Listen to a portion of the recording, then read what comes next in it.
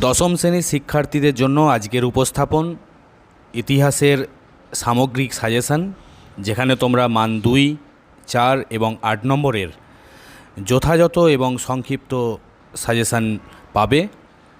এবং আমি আশ্বস্ত করতে পারি তোমাদেরকে যে এই সাজেশানের মধ্য থেকেই তোমরা তোমাদের আগত দ্বিতীয় পার্বিকে ইতিহাসের ঠিকঠাক কমন পেয়ে যাবে। প্রথমেই যে অধ্যায়ের ওপর বেস করে মান 2-এর প্রশ্নগুলি তোমাদের সামনে তুলে ধরেছি তা হলো সংঘবদ্ধতার গোড়ার কথা, বৈশিষ্ট্য ও বিশ্লেষণ। এখানে মান 2-এর যে সমস্ত প্রশ্ন তুলে ধরা হয়েছে, 1 নম্বরে রয়েছে 1857 সালে বিদ্রোহের কয়েকজন নেতৃত্বের নাম লেখো। 2 নম্বরে রয়েছে মঙ্গল পাণ্ডে কেন স্মরণীয়।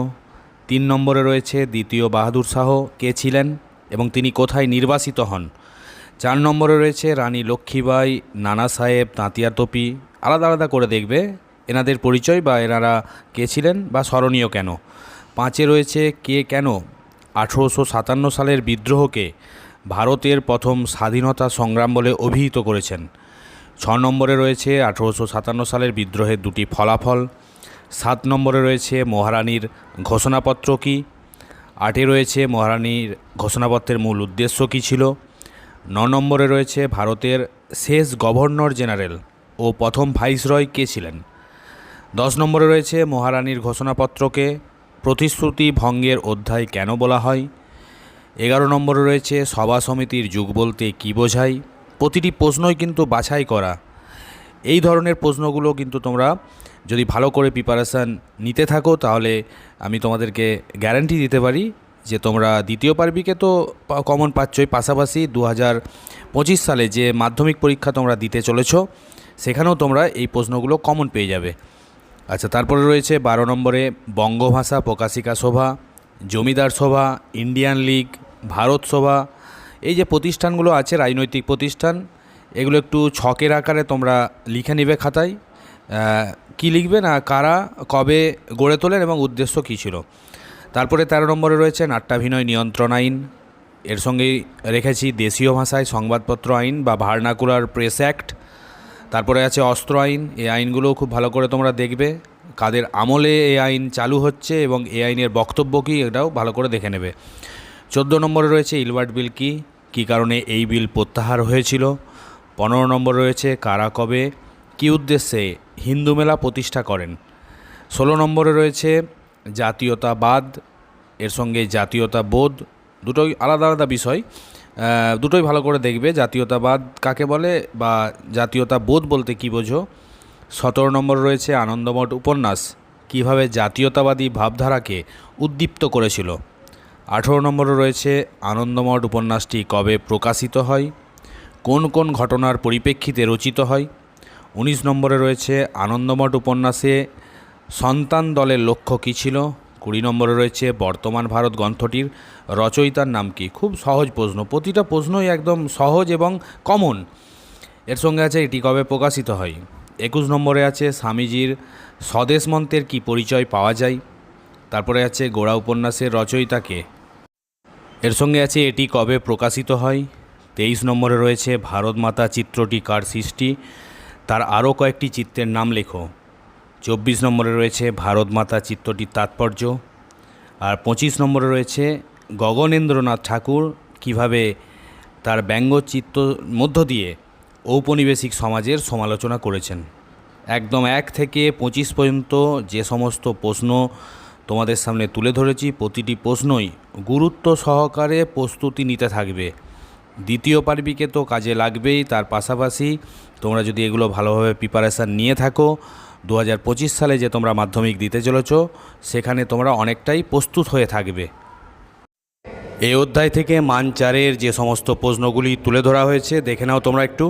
1 নম্বরে রয়েছে 1857 খ্রিস্টাব্দের বিদ্রোহকে ভারতের প্রথম স্বাধীনতা যুদ্ধ বলার যৌক্তিকতা কী। মহারানীর ঘোষণাপত্র টিকা আছে 2 নম্বরে। তারপর আছে 3 নম্বরে 1857 খ্রিস্টাব্দের বিদ্রোহের প্রতি মধ্যবিত্ত শিক্ষিত বাঙালি সমাজের মনোভাব কিভাবে প্রকাশিত হয়েছিল। 4 নম্বরে আছে বঙ্গভাষা প্রকাশিকা সভাকে প্রথম রাজনৈতিক প্রতিষ্ঠান বলা হয় কেন। 5 নম্বরে আছে ভারত সভা কবে কী উদ্দেশ্যে প্রতিষ্ঠিত হয়। তারপর আছে জাতীয়তাবোধের বিকাশে, আনন্দমঠ, বর্তমান ভারত, গোরা উপন্যাসের ভূমিকা। আলাদা আলাদা করে প্রস্তুতি নেবে। আবার এমনও হতে পারে যে এই যে দুটো বা তিনটে রয়েছে এগুলো একসঙ্গে চলে আসতে পারে 8 নম্বরে। আচ্ছা, এই অধ্যায় থেকে মান 8-এর মাত্র একটি প্রশ্ন দিয়েছি তোমাদের জন্য, সেটা হলো 1857 খ্রিস্টাব্দের বিদ্রোহের চরিত্র বিশ্লেষণ করো। খুব ভালো করে এটা কিন্তু পড়বে। বিগত 2-3 বছর এই প্রশ্নটি সাজেশান হিসাবে দিয়েছিলাম কিন্তু আসেনি, এবারে আসার সম্ভাবনা কিন্তু প্রবল। দ্বিতীয় পার্বিকে বিকল্প চিন্তা, উদ্যোগ, বৈশিষ্ট্য, পর্যালোচনা, এই অধ্যায় থেকেও প্রশ্ন আসবে। এই অধ্যায় থেকে মান 2-এর যে প্রশ্নগুলি তোমাদের সামনে তুলে ধরেছি একটু দেখে নাও তোমরা। 1 নম্বরে আছে কবে কোথায় ভারতে প্রথম ছাপাখানা স্থাপিত হয়। তারপরে আছে কী কারণে বাংলায় ছাপাখানার উদ্ভব ঘটে। তারপর রয়েছে a grammar of the Bengal language গ্রন্থের রচয়িতাকে, এটি কবে প্রকাশিত হয়। 4 নম্বরে আছে চার্লস উইলকিন্স কে ছিলেন। 5 নম্বরে আছে কাকে কেন বাংলার গুটেনবার্গ বলা হয়। 6-এ আছে পঞ্চানন কর্মকার কেন স্মরণীয়। তারপর রয়েছে জাইলোগ্রাফি পদ্ধতি ও লাইনোটাইপ কী ছিল। শ্রীরামপুর ত্রয়ী কাদের বলা হয়। মোস্ট ইম্পর্ট্যান্ট, ভালো করে দেখবে। বাংলা ভাষায় প্রকাশিত প্রথম সংবাদপত্রটির নাম কি এবং এটি কবে প্রকাশিত হয়। 10 নম্বরে আছে উইলিয়াম কেরি কেন স্মরণীয়। 11 নম্বরে রয়েছে গঙ্গা কিশোর ভট্টাচার্য, উপেন্দ্র কিশোর রায়চৌধুরী, সুকুমার রায়। আলাদা আলাদা করে দেখবে, প্রতিটা প্রশ্নই কিন্তু গুরুত্বপূর্ণ। আচ্ছা, 12 নম্বরে রয়েছে কে কী উদ্দেশ্যে ফোর্ট উইলিয়াম কলেজ স্থাপন করেন। 13 নম্বরে আছে শিক্ষার প্রসারে ছাপাখানার গুরুত্ব লেখো। 14 নম্বরে রয়েছে বাংলা মুদ্রণের ইতিহাসে বটতলা প্রকাশনার গুরুত্ব কী ছিল।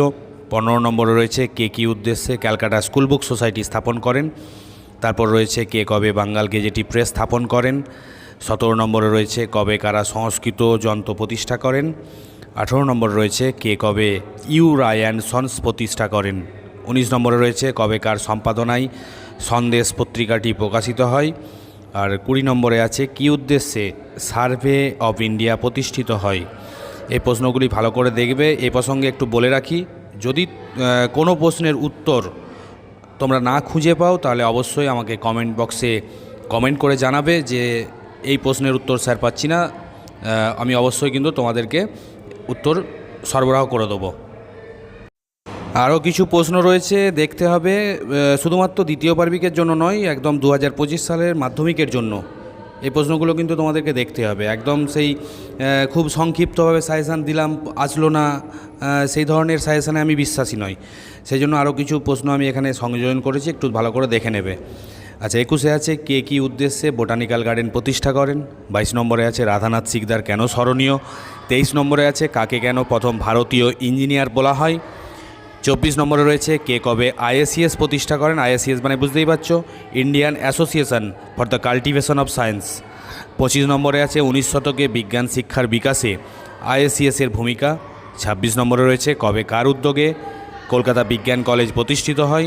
27 নম্বরে রয়েছে তারকনাথ পালিত কেন স্মরণীয়। 28-এ রয়েছে গোলদিঘির গোলামখানা বলতে কী বোঝো। 29 নম্বরে রয়েছে কী উদ্দেশ্যে বসু বিজ্ঞান মন্দির প্রতিষ্ঠিত হয়। তারপরে আছে কী উদ্দেশ্যে জাতীয় শিক্ষা পরিষদ গড়ে ওঠে। তারপর আছে কবে কার উদ্যোগে বেঙ্গল টেকনিক্যাল ইনস্টিটিউট স্থাপিত হয়। কে কবে শান্তিনিকেতন আশ্রম স্থাপন করেন। তারপর 33 নম্বরে রয়েছে বিশ্বভারতী প্রতিষ্ঠার উদ্দেশ্য কী ছিল। আর 34 নম্বরে রয়েছে কবে কী উদ্দেশ্যে শ্রীনিকেতন গড়ে ওঠে। তোমাদেরকে আমি একটাই সাজেশান দিতে পারি, সেটা হচ্ছে কি না, এই যে প্রশ্নগুলি তোমাদের সামনে তুলে ধরেছি এগুলো তোমরা ধরে ধরে প্রিপারেশান নাও। অর্থাৎ মনে করো 34টা আছে, সেটাকে তোমরা 3টে খণ্ডে ভেঙে নাও। যে 11টা করে তোমরা করলে, একদিন 12টা করলে, এইভাবে পার্ট করে প্রিপারেশান নিলে খুব সুবিধা হবে। বিকল্প চিন্তা ও উদ্যোগ, বৈশিষ্ট্য, পর্যালোচনা, এই অধ্যায় থেকে মান 4-এর জন্য যে প্রশ্নগুলো আমার সামনে খুব গুরুত্বপূর্ণ হিসাবে বিবেচিত হয়েছে সেগুলো তোমাদের সামনে তুলে ধরলাম। 1 নম্বরে আছে শ্রীরামপুর মিশন প্রেস কীভাবে একটি অগ্রণী মুদ্রণ প্রতিষ্ঠানে পরিণত হয়। 2 নম্বরে রয়েছে বাংলা মুদ্রণ শিল্পের বিকাশে উপেন্দ্র কিশোর রায়চৌধুরী, গঙ্গা কিশোর ভট্টাচার্যের অবদান। যদিও এগুলো আলাদা আলাদা প্রশ্ন, তবু একসঙ্গে দিয়েছি কেন, যেহেতু প্রশ্নের ধরন একই। এই দুটো ভালো করে করবে, যে কোনো একটা আসার সম্ভাবনা কিন্তু প্রবল।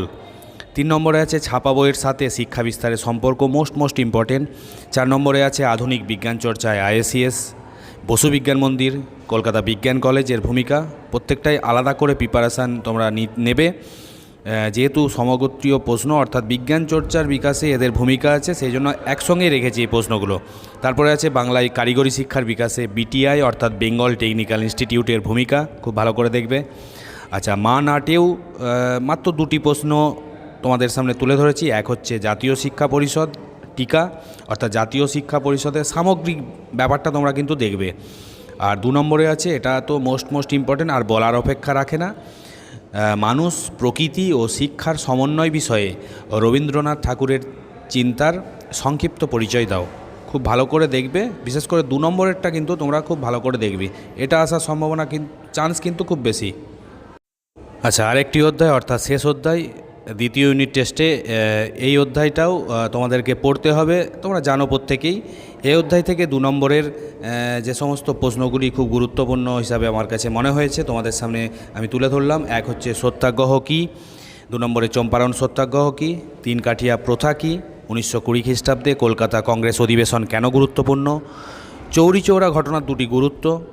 তারপরে রয়েছে স্বামী বিদ্যানন্দ, স্বামী রামচন্দ্র কে ছিলেন, একা বা একতা আন্দোলন শুরু হয় কেন, বারদৌলি সত্যাগ্রহ কী, হালি প্রথা কী, মোপলা বা মোপালা বিদ্রোহ কী, কবে কারা কৃষক প্রজা পার্টি গঠন করেন, কার নেতৃত্বে কী উদ্দেশ্যে ইউনিয়নিস্ট দল গঠিত হয়। 13 নম্বরে আছে বখস্ত আন্দোলন কী, 14 নম্বরে রয়েছে কবে কোথায় কংগ্রেস সমাজতন্ত্রী দল প্রতিষ্ঠিত হয়, 15 নম্বরে রয়েছে কাকে কেন সীমান্ত গান্ধী বলা হয়, তারপর রয়েছে কবে ফ্লাউড কমিশন গঠিত হয়, কবে রিপোর্ট প্রকাশিত হয়, 17 নম্বরে রয়েছে 50-এর মন্বন্তর কী, তারপরে রয়েছে তেভাগা আন্দোলন, আলাদা করে আবার তেলেঙ্গানা আন্দোলন, দুটোই ভালো করে দেখবে। কবেকার সভাপতিত্বে এআইটিইউসি অর্থাৎ all India trade union Congress বা নিখিল ভারত ট্রেড ইউনিয়ন কংগ্রেস গঠিত হয়, মানে কবেকার সভাপতিত্বে। 20 নম্বরে রয়েছে কবে কোথায় প্রথম ভারতের কমিউনিস্ট পার্টি গঠিত হয়। আবারও বলি, যদি কোনো প্রশ্নের উত্তর তোমরা না খুঁজে পাও অবশ্যই আমাকে কমেন্ট বক্সে উল্লেখ করবে, আমি তোমাদেরকে উত্তর জানিয়ে দেবো। আচ্ছা, আরও কিছু প্রশ্ন এ অধ্যায় অর্থাৎ 20 শতকের ভারতে কৃষক, শ্রমিক ও বামপন্থী আন্দোলন বৈশিষ্ট্য পর্যালোচনা এ অধ্যায় থেকে রেখেছি। রাখার কারণ বুঝতেই পারছো, আগেই বললাম যে ওই 2-5টা 10টা কোশ্চেন দিলাম, পরীক্ষায় এলো না, এটা কিন্তু বা এই ধরনের সাজেশানে আমি বিশ্বাসী নই। যেটা সাজেশান দিয়েছি কার্যকরী, অর্থাৎ অবশ্যই তোমাদের কাজে লাগবে। 21 নম্বরে আছে ভারতে কবে কোথায় ভারতের কমিউনিস্ট পার্টি গঠিত হয়, ভারতে, আর আগেরটা যেটা ভারতের বাইরে। আচ্ছা, 22 নম্বরে আছে ভারতের কমিউনিস্ট পার্টিকে দ্বিজ বলা হয় কেন। 23 নম্বরে রয়েছে সারা ভারত ওয়ার্কার্স অ্যান্ড পেজান্টস পার্টি কেন প্রতিষ্ঠিত হয়। 24 নম্বরে রয়েছে নিখিল ভারত ট্রেড ইউনিয়ন কংগ্রেস কী উদ্দেশ্যে প্রতিষ্ঠিত হয়। 25 নম্বরে রয়েছে মিরাট ষড়যন্ত্র মামলা কী। 26 হচ্ছে মানবেন্দ্রনাথ রায় কে ছিলেন। 27 আছে ত্রিপুরী কংগ্রেসের গুরুত্ব কী। 28 নম্বরে রয়েছে কে কেন ফরওয়ার্ড ব্লক গঠন করেন। আর 29 নম্বরে রয়েছে নৌ বিদ্রোহ কবে কোথায় হয়েছিল এবং নৌ বিদ্রোহের 2টি কারণ। প্রতিটি প্রশ্ন খুব ভালো করে ধরে ধরে প্রিপারেশান নিতে থাকো, অবশ্যই তোমাদের দ্বিতীয় পার্বিকে ফলাফল ভালো হবে, এটুকু আমি নিশ্চিত। আচ্ছা, এই অধ্যায় থেকে মান 4-এর মাত্র 5টি প্রশ্ন তোমাদের সামনে তুলে ধরেছি। এক হচ্ছে তেভাগা আন্দোলন টিকা, 2 নম্বরে এআইটিইউসি টিকা, 3 নম্বরে ওয়ার্কার্স অ্যান্ড পেজান্টস পার্টি টিকা, 4 নম্বরে আছে মিরাট ষড়যন্ত্র মামলা টিকা, 5 নম্বরে আছে বামপন্থী রাজনীতিতে মানবেন্দ্রনাথ রায়ের ভূমিকা। যে টিকাগুলো দিয়েছি সেগুলো কিন্তু ভালো করে দেখবে এবং টিকাতে একদম সব কিছুই রয়েছে, প্রতিষ্ঠাকাল থেকে শুরু করে উদ্দেশ্য সমস্ত কিছু, কারা এর সঙ্গে যুক্ত ছিল সব ভালো করে আছে, ভালো করে তোমরা দেখে নেবে। আর মান 8-এ মাত্র একটি প্রশ্ন দিয়েছি, এটা তেমন গুরুত্বপূর্ণ নয়, তবুও দিয়েছি।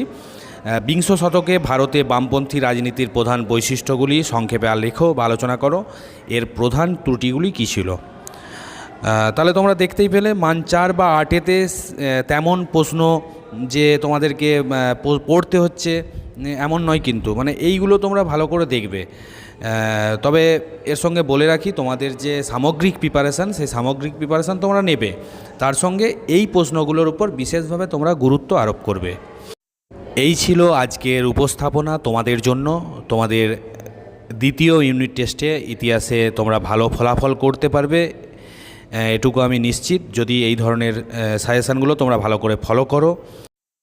ভিডিওটি যদি ভালো লাগে অবশ্যই লাইক করবে, তার সঙ্গে কমেন্ট তো বললাম যে যেই প্রশ্নগুলির উত্তর তোমরা জানো না বা খুঁজে পাচ্ছ না অবশ্যই আমাকে কমেন্ট বক্সে জানাবে, আমি তার উত্তর দিয়ে দেবো।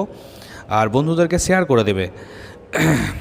আর পরবর্তী নোটিফিকেশানের জন্য অবশ্যই সাবস্ক্রাইব করে রেখে দেবে, ওপরে থাকা বেল আইকনটি ক্লিক করে দেবে, যেটা তোমরা প্রত্যেকেই জানো।